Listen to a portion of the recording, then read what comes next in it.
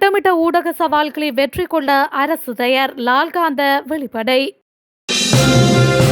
போதைப்பொருள் கடத்தலில் கைதான 22 தேரர்களின் பின்னணி.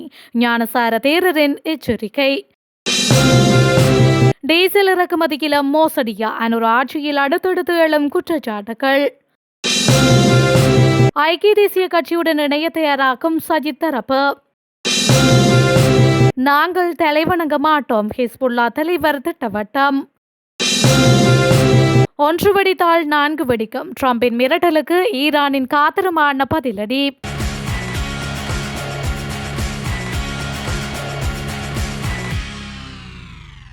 கட்டுநாயக்க விமான நிலையத்தில் 110 கோடி ரூபாய்க்கும் அதிகமான மதிப்புள்ள குஷ் மற்றும் ஹாஸ் போதைப் பொருட்களுடன் 22 துறவிகள் கைது செய்யப்பட்டுள்ள விடயமானது தற்பொழுது இலங்கையில் பேசுபொருளாகியுள்ளது. அவர்கள் கொண்டு வந்திருந்த பயண பைகளில் பாடசாலை உபகரணங்கள், பல்வேறு இனிப்புகள் மற்றும் போலி பைகள் தயாரிக்கப்பட்டிருந்ததாகவும் அவற்றில் 110 கிலோகிராமுக்கும் அதிகமான குஷ் மற்றும் ஹாஷ் போதைப் பொருட்கள் கண்டெடுக்கப்பட்டதாகவும் கூறப்படுகின்றது. துறவிகள் குழு ஒன்று போதைப் பொருளுடன் விமான நிலையத்தில் வைத்து கைது செய்யப்பட்ட முதலாவது சந்தர்ப்பமும் இது என தெரிவிக்கப்படுகின்றது. இந்த நிலையில் அவர்களின் தொலைபேசியை ஆராய்ந்ததில் பல மோசமான விடயங்களில் அவர்கள் ஈடுபட்டுள்ளமை தெரிய வந்துள்ளது. மேலும் இவர்களை தேரர்கள் என்று குறிப்பிட வேண்டாம், தேரர்கள் போன்று வேடமிட்டவர்கள் என்று கூறுங்கள் என்று ஞானசார தேரர் எச்சரிக்கை விடுத்துள்ளார். இவ்வாறான நிலையில் தற்போதும் ஈஸ்டர் ஞாயிறு தாக்குதலுக்கு பின்னர் தற்போதும் இஸ்லாமிய மதத்தை சேர்ந்தவர்கள் மீது சந்தேகம் உள்ளது என்று தேசிய மக்கள் சக்தியின் கொழும்பு மாவட்ட ஊடக இணைப்பாளர் தாகா ஐஸ்தீன் தெரிவித்துள்ளார். தமக்கு எதிராக முன்வைக்கப்படும் ஊடக சவால்களையும் விமர்சனங்களையும் முறியடிக்க முடியும் என விவசாய மற்றும் நீர்ப்பாசன அமைச்சர் கே.டி. லால்காந்த தெரிவித்துள்ளார். கண்டி மாவட்ட செயலக கேட்போர் கூடத்தில் நேற்று நடைபெற்ற விசேட நிகழ்வு ஒன்றில் கலந்து கொண்டு உரையாற்றும் போதே அவர் இந்த விடயத்தினை குறிப்பிட்டுள்ளார். கடந்த கால புயல் அனர்த்தத்தால் பாதிக்கப்பட்ட மக்களுக்கு புதிய வீடுகளை அமைத்துக் கொள்வதற்கான காணிகள் மற்றும் ஏனைய வசதிகளை வழங்குவது தொடர்பாக ஆலோசிப்பதற்காக இக்கூட்டம் ஏற்பாடு செய்யப்பட்டிருந்தது. அங்கு தொடர்ந்து முறையாற்றிய அமைச்சர் லால்காந்த சில ஊடக நிறுவனங்கள் மற்றும் சமூக ஊடக வலைப்பின்னல்கள் நமக்கு எதிராக பல்வேறு குற்றச்சாட்டுகளையும் கடும் விமர்சனங்களையும் முன்வைத்து வருகின்றன. இவ்வாறான விமர்சனங்களை நாம் ஒரு பாரிய சவாலாக கருதவில்லை. அத்தகைய சவால்களை வெற்றி கொள்வதற்கு எனக்கும் இந்த அரசுக்கும் முழுமையான ஆற்றல் உண்டு. எமக்கு எதிராக திட்டமிட்டு முன்னெடுக்கப்படும் இவ்வாறான ஊடக பிரச்சாரங்களை மக்கள் சரியாக புரிந்து கொள்வார்கள். அரசின் மக்கள் நல பணிகள் இத்தகைய தடைகளையும் தாண்டி தொடரும் என்று அவர் மேலும் தெரிவித்துள்ளார். கட்டுநாயக்க பண்டாரநாயக்க சர்வதேச விமான நிலையத்தில் பாரிய அளவிலான போதைப் பொருட்களுடன் கைது செய்யப்பட்ட தேரர்கள் தொடர்பாக முறையான விசாரணைகள் ஆரம்பிக்கப்பட்டுள்ளதாக பொது பாதுகாப்பு அமைச்சர் ஆனந்த் விஜயபால தெரிவித்துள்ளார். நிகழ்வொன்றின் பின்னர் ஊடகங்களுக்கு கருத்து தெரிவித்த அவர், சட்டத்தின் முன் அனைவரும் சமமாகவே நடாத்தப்படுவார்கள் என்றும் எவருக்கும் அந்தஸ்து அடிப்படையில் சலுகைகள் வழங்கப்படாது என்றும் உறுதியளித்துள்ளார். குறித்த சம்பவம் ஏற்கனவே நீதிமன்றத்தில் அறிக்கை செய்யப்பட்டுள்ளதோடு விசாரணைகளின் முடிவுகளின் அடிப்படையில் அடுத்த கட்ட சட்ட நடவடிக்கைகள் எடுக்கப்படும் எனவும் அமைச்சர் குறிப்பிட்டுள்ளார். மேலும் மகா சங்கத்தினரின் ஆலோசனைகளை உள்வாங்கி சட்டத்தின் ஆட்சியை நிலைநிறுத்துவதில் அரசாங்கம் உறுதியாக இருப்பதாகவும் அவர் வலியுறுத்தியுள்ளார். இந்த நிலையில் நாடளாவிய ரீதியில் முன்னெடுக்கப்படும் போதைப் பொருள் ஒழிப்பு திட்டத்தின் ஒரு அங்கமாகவே கட்டுநாயக்கவில் இந்த சுற்றிவளைப்பு முன்னெடுக்கப்பட்டதாக அமைச்சர் கூறியுள்ளார். அதன்போது அங்கு 110 கிலோகிராமுக்கும் அதிகமான போதைப் பொருட்கள் கைப்பற்றப்பட்டுள்ளதுடன் தேரர்கள் உட்பட பல சந்தேக நபர்கள் கைது செய்யப்பட்டுள்ளனர்.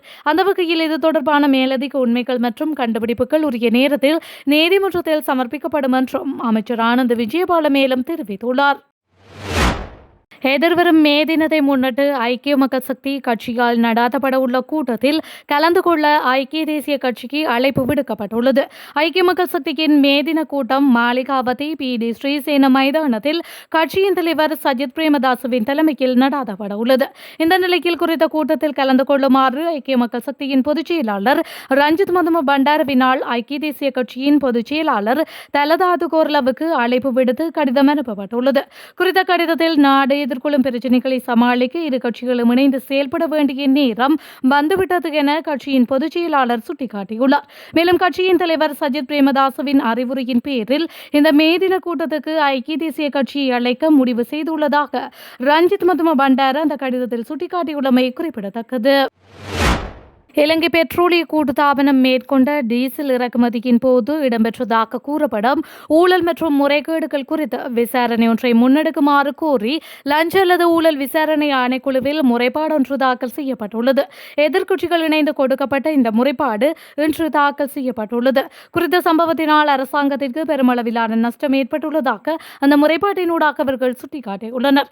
இது தொடர்பாக சம்பந்தப்பட்ட அதிகாரிகளிடம் விவரங்களை கோரி உரிய ஆவணங்களை பரிசோதித்து பாரிய நஷ்டம் அல்லது மோசடி இடம்பெற்றுள்ளதா என்பது குறித்து விசாரணை நடாத்த வேண்டும். அத்துடன் அதற்கு பொறுப்பானவர்களுக்கு எதிராக சட்ட நடவடிக்கை எடுக்குமாறும் கூட்டு எதிர்க்கட்சியின் பிரதிநிதிகள் லஞ்ச ஊழல் ஆணைக்குழுவிடம் சமர்ப்பித்துள்ள முறைப்பாட்டில் கோரிக்கை விடுத்துள்ளனர். ஈஸ்டர் ஞாயிறு தாக்குதல் விவகாரம் தொடர்பாக மேலதிக சொலிசிட்டர் ஜெனரல் திலீப பீரிஸுக்கு ஸ்ரீலங்கா ராணுவ உயர் அதிகாரி ஒருவர் எச்சரிக்கை விடுத்துள்ளதாக கொழும்பு ஊடகம் ஒன்று தகவல் வெளியிட்டுள்ளது.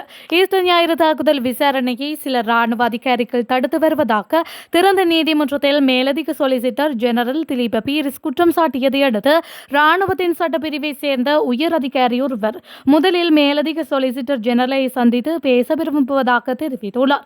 தொலைபேசியில் நடைபெற்ற அந்த உரையாடல் ஆரம்பத்தில் சுமூகமாக இருந்துள்ளது. எனினும் ஈஸ்டர் தாக்குதல்கள் குறித்த விசாரணைகளுக்கு ராணுவம் ஆதரவளிக்கவில்லை என்று நீதிமன்றத்தில் மேலதிக சொலிசிட்டர் ஜெனரல் வெளியிட்ட கருத்தின் மூலம் அவர் ராணுவத்திற்கு அவமானத்தை ஏற்படுத்திவிட்டார் என அந்த அதிகாரி கூறிய போது உரையாடல் சூடுபிடித்துள்ளது. ராணுவம் விசாரணைக்கு ஆதரவாகவே இருந்து வருவதாக அந்த அதிகாரி வாதிட்ட போதிலும் அது உண்மையில்லை என்று மேலதிக சொலிசிட்டர் ஜெனரல் மறுத்துள்ளார். ஒரு கட்டத்தில் மேலதிக சொலிசிட்டர் ஜெனரல் திலீப பீரிஸ் தொடர்ந்தும் இதுபோன்ற அறிக்கைகளை நீதிமன்றத்தில் வெளியிட்டால் அவரது நடத்தை குறித்து ஸ்ரீலங்கா ராணுவம் ஜனாதிபதியிடம் புகார் அளிக்க வேண்டியிருக்கும் என்றும் அந்த ராணுவ அதிகாரி எச்சரித்துள்ளார். லெபனானில் செயல்படும் ஹிஸ்புல்லா அமைப்பு தனது ஆயுதங்களை கைவிடப் போவதில்லை என்று மீண்டும் வலியுறுத்தியுள்ளது. இதுகுறித்து கருத்து வெளியிட்ட ஹிஸ்புல்லா அமைப்பின் துணைத் தலைவர் நயீம் காசிம் தங்களது போராட்டம் தற்காப்பிற்கானது என்றும் அது தொடரும் என்றும் தெரிவித்துள்ளார். மேலும் தங்கள் தியாகங்கள் மகத்தானவை, அவை விடுதலைக்கான விலையாகும் எனவும் அவர் கூறியுள்ளார். இது தொடர்பில் கருத்து வெளியிட்ட அவர் லெபனான் மக்களின் கௌரவமான எதிர்ப்பின் மூலம் அவர்கள் இந்த உயிர் தியாகங்களை தாங்கிக் கொண்டுள்ளனர். மேலும் விடுதலை மற்றும் பெருமை அல்லது ஆக்கிரமிப்பு மற்றும் அவமானம் என்ற இரண்டு தெரிவுகளில் ஒன்றை மக்கள் தேர்ந்தெடுக்க வேண்டியிருந்தது. லெபனானுக்காகவும் அந்த மக்களுக்காகவும் நாங்கள் எங்களது தற்காப்பு போராட்டத்தை தொடர்கின்றோம்.